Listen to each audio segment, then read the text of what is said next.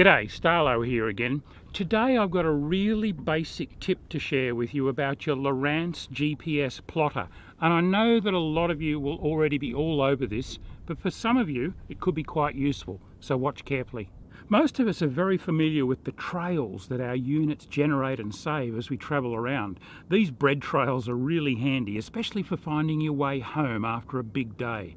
But if you're doing a lot of manoeuvring in a fairly small area, they can become a tangled mess, a bit like this.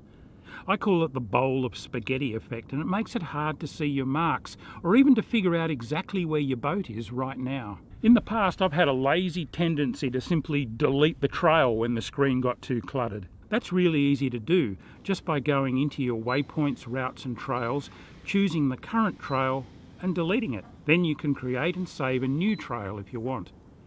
But simply deleting your trail by habit when it gets messy and turns into the bowl of spaghetti can bring you unstuck. As I discovered recently, I was offshore and a really thick sea fog rolled in, and I just recently erased my day's trail because it was getting too messy.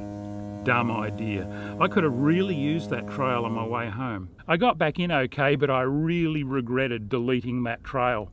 I'm a little bit more careful these days, and I regularly use one of two different options to clean up a cluttered screen. Firstly, you can simply change the colour of the existing trail, like this.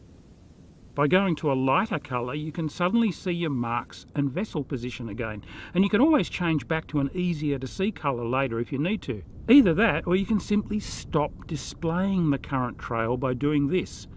It's still there in the unit's memory, and you can turn it back on anytime you want, or you can start saving a new trail. These might seem like really obvious tricks to a lot of people, but many also don't know about them. There's plenty of good instructional stuff online, as well as in your unit's manual. Check it out. Until next time, this is Starlo wishing you tight lines.